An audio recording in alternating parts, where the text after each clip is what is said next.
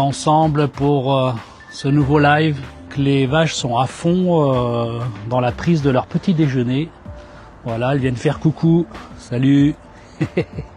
Voilà, j'avais eu en live ma copine la vache. Ensemble pour ce nouveau live, je disais. Donc merci d'être toujours présent.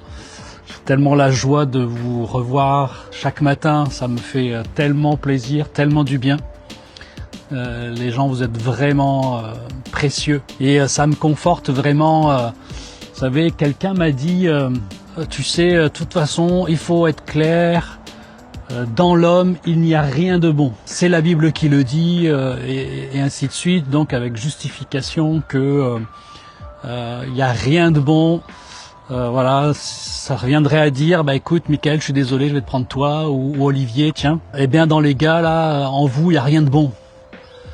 Et là, moi, moi, ça me choque la tête. Hein, c'est même de dire, en toi, Évaristo, il n'y a rien de bon. Et je sais pas ce que ça suscite. Peut-être mettez-le dans les commentaires.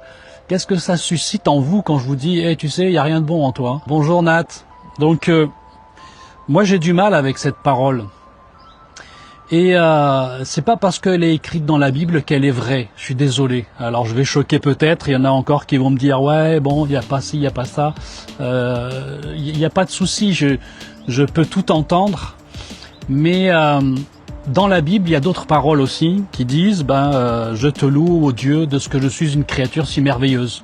Alors les défenseurs de dans l'homme il n'y a rien de bon, eh bien c'est qu'ils mettent de côté beaucoup d'autres paroles qui disent que eh bien c'est pas vrai. Dans l'homme il y a des bonnes choses. Donc dans l'homme il y a des bonnes choses. Et en plus pour moi ça pose problème parce que si je dis que dans l'homme il n'y a rien de bon, donc en moi il n'y a rien de bon.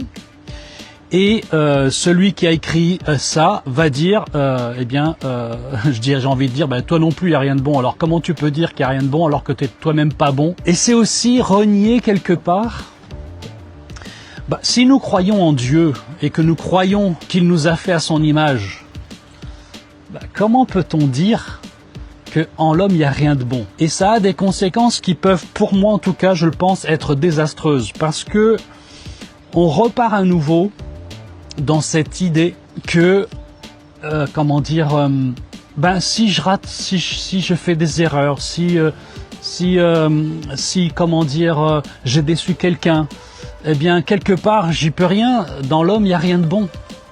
Donc, c'est normal. Du coup, quand Dieu a créé l'homme, dans la Bible, c'est écrit, dans Genèse, quand il créa l'homme, il dit que c'était très bon. Il me semble même que pour tout le reste, il a dit que c'était bon. Mais quand il a fait l'homme, il a dit c'était très bon. L'autre défaut pour moi de croire dans cette parole, c'est de justifier les erreurs, la médiocrité, les choses, les blessures qu'on commet, en disant de toute façon il n'y a rien de bon. C'est s'auto-flageller en disant je suis nul. Voilà, je rentre dans ce sentiment de perpétuel de culpabilité en disant je suis nul, je suis mauvais, il peut rien sortir de bon. Et je suis pas en train de dire que ces phrases-là n'existent pas dans la Bible. Pour nous qui sommes croyants, on les a lues, relues, elles ont même été prêchées du haut de l'estrade. L'imperfection est humaine, il n'y a pas de souci, mais il n'y a pas que ça dans la vie. Vous savez, on écoute les informations, on lit les journaux, et dans les informations, dans les journaux, on nous prouve qu'il n'y a rien de bon dans l'homme. Et en fait, pourquoi ?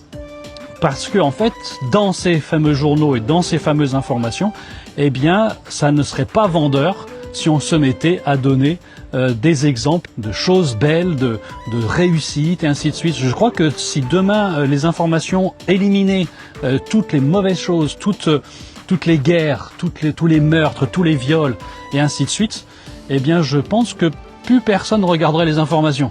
Peut-être je me trompe, mais j'ai cette sensation. En vérité, l'être humain a été habitué à voir le négatif. Pourquoi ? Parce que il y a toujours ce sentiment de pas être à la hauteur, et du coup on veut être meilleur, et donc on va analyser tout ce qui est mauvais. C'est-à-dire on a du mal, on en a déjà parlé, j'en ai déjà parlé, à encourager, à voir le beau, à compter ce qui est bon.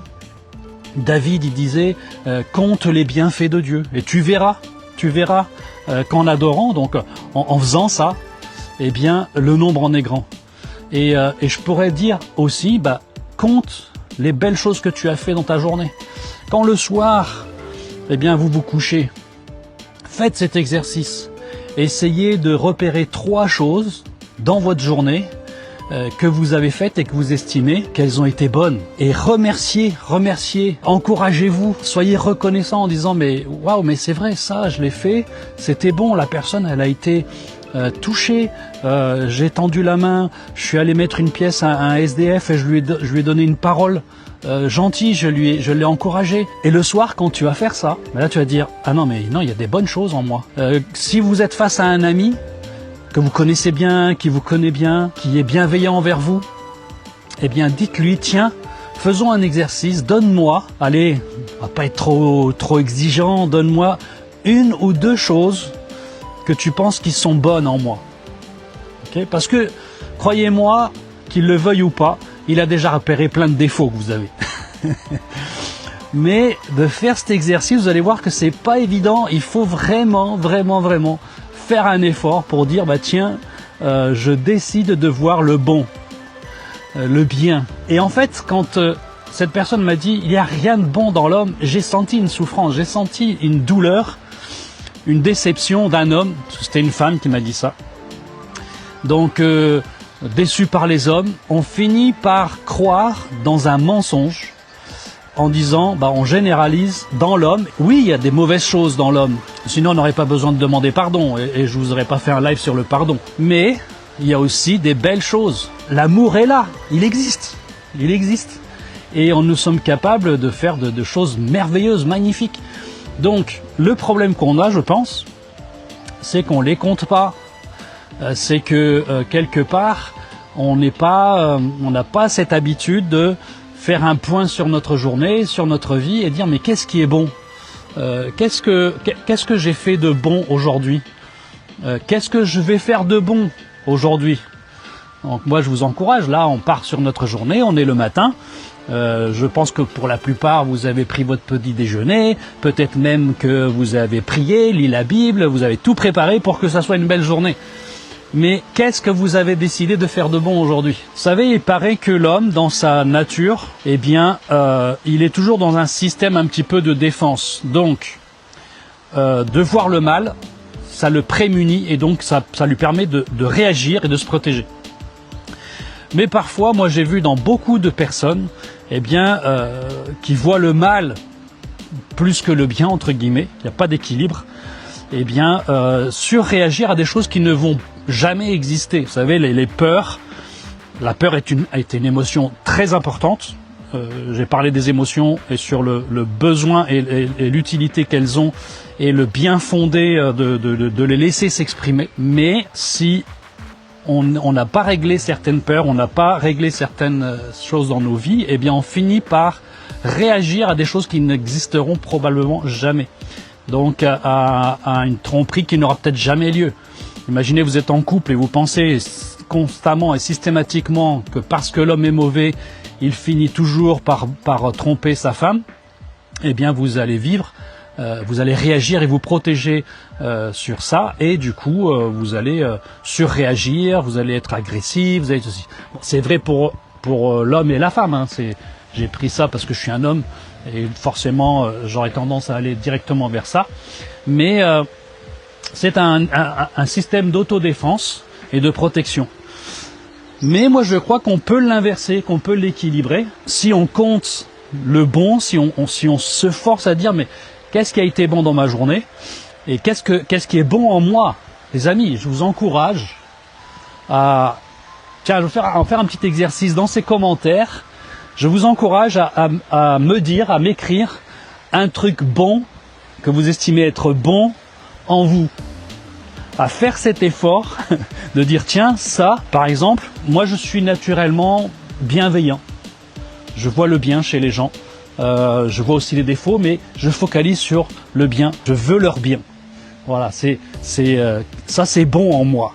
Et je veux non seulement le repérer, mais je veux l'encourager, je veux le multiplier, ce que j'ai envie de vous dire, c'est que quand on a repéré les bonnes choses en nous ou chez les autres, on aura tendance à faire en sorte qu'elles se multiplient. Parce que ce qui est bon, on aime bien que ça se multiplie, on aime bien en avoir beaucoup quelque part. Pense à ça, Dieu dit, mais multipliez-vous. Maintenant que j'ai fait quelque chose de bon, multipliez-vous.